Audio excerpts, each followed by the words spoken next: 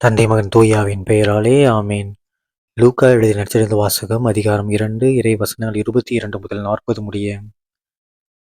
மோசேயின் சட்டப்படி தூய்மைச் சடங்கை நிறைவேற்ற வேண்டிய நாள் வந்தபோது குழந்தையை ஆண்டவருக்கு அர்ப்பணிக்க அவர்கள் எருசலேமுக்கு கொண்டு சென்றார்கள்.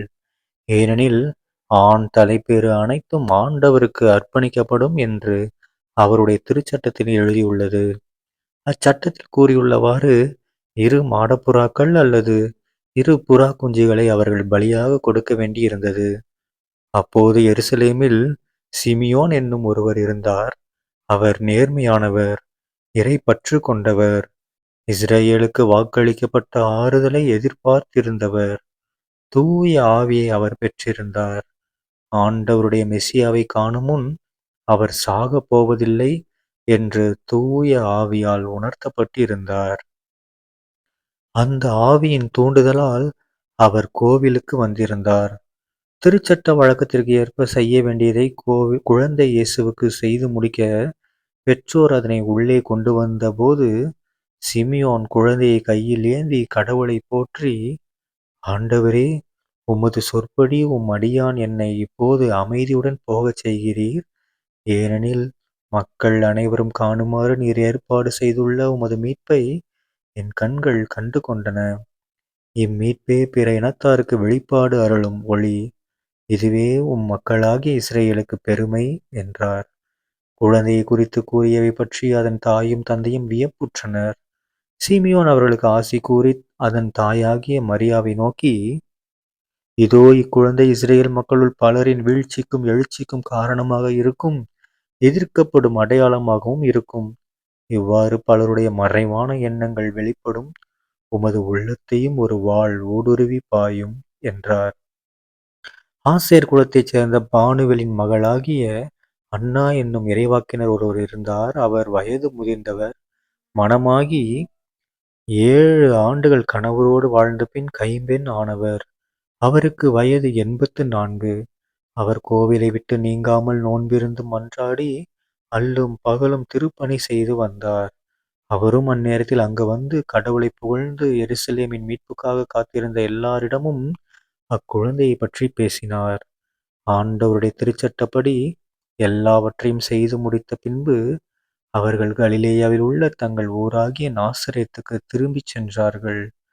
குழந்தையும் வளர்ந்து வலிமை பெற்று ஞானத்தால் நிறைந்து கடவுளுக்கு உகந்ததாயிருந்தது. ஆண்டவரின் அருள்வாக்கு. கிறிஸ்துவே உமக்கு புகழ். அன்பார்ந்த சகோதர சகோதரிகளே, இன்று பொதுக்காலம் 4ஆம் வாரம் பிப்ரவரி 2ஆம் தேதி 2026ஆம் வருடம் திங்கட்கிழமை. இன்னைக்கு நம்ம ஆண்டவராக இயேசு கிறிஸ்துவ கோவிலில் காணிக்கையாக அர்ப்பணித்த விழாவை நம்ம இன்னைக்கு கொண்டாடுறோம். ஓகேங்களா? ஸோ நம்ம ஏசப்பா அந்த காலத்தில் என்ன பண்ணாங்களாம், ஆண் தலைப்பேர் அனைத்தும் ஆண்டவருக்கு அர்ப்பணிக்கணும் அப்படின்னு சொல்லி யாருக்கு அர்ப்பணிச்சாங்க? கடவுளுக்கு அர்ப்பணிச்சாங்க. ஓகேங்களா? பட் இப்போல்லாம் நம்ம என்ன பண்ணுறோம், எல்லா குழந்தைங்களையுமே கடவுளுக்கு அர்ப்பணிக்கிறோம். குழந்தை பிறந்தோன்னே என்ன பண்ணுறோம், ஞானஸ்தானம் கொடுக்கறது மூலமாக கடவுளே இதை நான் இப்போ என்னோட குழந்தைய நான் உங்களோட குழந்தைய அர்ப்பணிக்கிறேன்னு சொல்லி நம்ம என்ன பண்ணிடுறோம், அர்ப்பணிச்சிடுறோம். ஓகேங்களா? அந்த டைமில் பாருங்களேன், ஏசப்பா குழந்தையா இருக்கும்போதே சிமியோன்கிறவரும் அண்ணா அப்படிங்கிறவங்களும் ஏசப்பாவோட ஆசீர்வாதத்தால் மிதக்கிறாங்க.